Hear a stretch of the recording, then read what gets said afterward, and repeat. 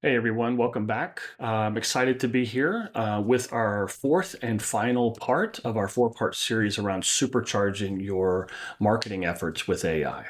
Now, before we jump in today's all we're gonna focus on building our integrated marketing campaign. But before we do that, let's take a step back, and we want to go back and look at the first three parts, a quick summary. So in part one, we focused on doing a deep dive market analysis, right? We want to understand what are the key trends over the last 12 months in this market. What are the growth projections? What is the total available market? Who are the major players? And what headwinds might they be facing in the next 12 to 24 months? And then in part two, we took that same approach to our competition. We did a deep dive competitive analysis to understand who are the major competitors we're going up against, and how are they positioning themselves? Who is their ideal customer profile, and what are their customers saying about them? What are their strengths and weaknesses based on customer reviews that are out there? In both of those parts, we used the deep research function in ChatGPT to really give us this meaty, in-depth analysis. And then we used Notebook LM to give us a summary. But not just a summary, it also gave us some actionable insights and recommendations on how to position ourselves in this market and against the competition.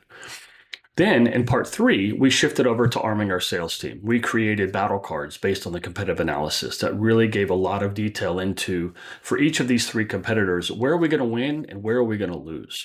And in this instances where we're going to win, how do we really want to position ourselves? How do we lead with that value proposition? But in the areas where we're going to lose, it really helped us to pivot the conversation. It helped us to redirect the conversation into areas why they might want to consider us, what strengths that we are bringing to the table. And finally, today, we are going to focus on building our integrated marketing campaign. And as a reminder, what we did is we focused on the food service industry and specifically delineating between more general, broad restaurant operations versus operations specific to distributors and suppliers. So with that, let's jump in. And in this particular instance, we are again using ChatGPT, but what we're doing is we're using a tool that I built. This is actually a custom GPT that I created that's going to help us build a campaign. And as you'll see here, it's introducing itself as a marketing campaign Sherpa, but to create a comprehensive B2B campaign together. And so let's jump right in. I said, let's do it. And the first thing it's going to ask me is, one of the things you'll notice throughout this whole process is what it's going to do. It's going to guide me through the process, but it's going to get key context and information details from me. And what we're going to do is we're going to actually build on all of that information I just recapped. We're actually going to harness and pull all of that in to build this campaign. So the first thing it's going to ask me about is my target audience, right? Job roles, industries, etc. So what I did is I put a little bit of information in here on who we're focused on and types of titles that we predominantly work with, but I also included that market research, that deep dive market research to help bring more crystallized information and detail to the target audience. And once I put that in there, it summarized it all for me. It gave me a target audience here, primary decision makers. Here's some of their titles, responsibilities, pain points on the IT side, right? Anytime you're selling with technology, you're gonna have to deal with the IT teams. Titles, responsibilities, pain points. And then it pulled in the industry challenges and trends that are gonna impact these audiences and buyer considerations and motivations, right? So it did a great job of synthesizing everything that we had provided in there and giving us a real clear picture of who we're going after. Now moving on, it's asking about our campaign goals. What are we trying to drive here? And what it's going to do is going to take this input and actually create smart objectives for us. And what I put in here is because our company is not as well known as a lot of the competition, we really want to focus on building that brand awareness and driving that engagement. And I gave it some metrics that we want to look at. And then secondary objective, I put, listen, at the end of the day, we're still growing our business. So we want to drive those meaningful meetings and interactions with our sales teams. So again, it created this primary objective, brand awareness engagement. It even gave us some target numbers. We want to achieve a 15% increase in engagements, drive at least 5,000 views on key content assets that we're going to create. In addition, we want to boost website traffic, minimize those bounce rates, and then secondarily, we want to drive demo requests in those early stage opportunities. And for a time frame, I said we want to focus this on Q1. We're going to say Q1 for now, but this is going to be a quarterly plan, all about Q1 building that awareness, driving that engagement, so we can then build on that in subsequent quarters. Next, we're going to move into messaging. It's going to ask me for what are key benefits or value propositions, what emotions or outcomes do we want to this message to evoke. And then it said, just give me everything that you've got. And so in this particular one, I included the competitive analysis deep dive, as well as the competitive battle cards that we created for the sales teams in our last session. And so what it did here is it gave me our primary message, core value proposition, built for food service distributors, powered by data, and our top 5 points here. And on the supporting messages, it broke these down into even further, right? Gave us more value points for each one of these main points here. And it even gave us some talking points that we can include here. So again, really breaking our messaging down from a high level and getting down into the key value points in more detail. And again, even some of those talking points that we can incorporate into our marketing messages around that. And then it even gives us a call to action at the end. Next, we're going to move on to our channel strategy. It's asking me, where does your audience engage the most? What content formats resonate best? Are you leveraging paid media? What does that look like? And for this one, the input I gave it is that, listen, in this industry, what I know is that relationships are key. So building trust and developing those relationships is going to be critical to long-term success.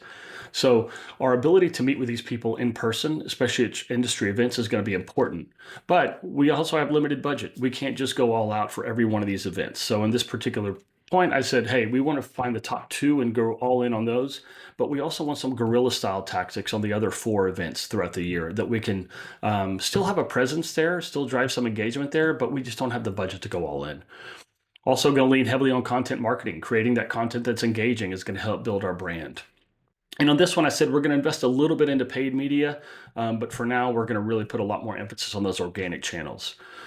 So it's given us a channel strategy here. Industry events, primary events, top 2, what I said, guerrilla style events, send key team members to network, host private dinner, set up one-on-one meetings, and the tactics for those guerrilla events. It gave us some great tactic ideas, right? So pre-event outreach, dinners or invite-only gatherings, live content capture, social engagement. So a lot of things that we know and love about organic engagement across B2B. Organic content strategy, focus heavy on content marketing here. And it even broke it down by stage. Early stage brand awareness, some thought leadership blogs, short form LinkedIn posts, trade publication guest articles, mid-stage consideration. We want to do case studies, video testimonials, webinars, late stage ROI calculators, battle card content. So it's given us a good framework for our channel strategy based on the funnel stage. And then it moves into social media engagement, organic and engagement, not just organic LinkedIn and social strategy, but also looking at industry groups and forums. How do we engage folks where they are in these groups, in these forums? And then finally, it gave us a paid media strategy, knowing that we're going to spend a little bit in here, but gave us some pretty basic stuff, right? Targeting these particular titles, we want to focus on that high value awareness, driving assets. Google ad target terms like food service CRM or distributor analytics platform, trade publication, digital ads. So some ideas that we can start to work with here. And then again, it gave us final deliverables and next steps. Let's confirm those industry events. Let's create a content calendar. That's going to be really important. Let's go find these groups, these networks that we can tap into, and let's prioritize our channels. Next, it's going to create a content plan. What types of content resonate most with this audience? Are there specific themes or topics? And again, I used our competitive battle card and our competitive analysis summary for this one. And what it did, it gave us a great content strategy and calendar. Here's the core themes that we have pulled out from the research you've already done. And it actually gave us a content breakdown by funnel stage. The funnel stage, the content type, topics, and the distribution channels. So again, it's giving us a framework that we can work with. Even if we take this information, it's not 100% exactly right, and it probably won't be. We are so much further down the road in a very short amount of time that we can move quickly, we can test, and we can iterate quickly. And then here's some execution tactics, repurpose content across channels. Obviously, some great ideas there. Event tie-ins, sales enablement content, even optimizing our blog for SEO. Again, it's giving us next steps on how to do this. And the final step is it's giving us we want to define the KPIs for success, and it's going to give us a framework for tracking. So again, because we are looking at more awareness generation here, engagement with content, traffic to our website, and demo requests are kind of the top 3. And here it's giving us our KPIs, metrics for success, content engagement. Here's the metrics that we're looking at. Here's the target that we're going after based on what we said earlier. And then the frequency, weekly, weekly, weekly for these first three, and then monthly for our more longer term objectives. Tracking and reporting approach, giving us a weekly snapshot, monthly report, and a final quarter end report, kind of giving us a good framework to go throughout the 3-month quarter. And then finally, again, it's giving us next steps on how we proceed. And finally, what it did is I said there was no changes. This looks good. So it gave me a final plan summary here that we can click this and it puts out into a document type format. So now we've got our full campaign, completely aligned here and pulled together that we could take to leadership team, we could take to sales team or whatever. But again, the theme across all of this was all work that was done, and all told from part 1 all the way to part 4, we could have done all of this work in a day.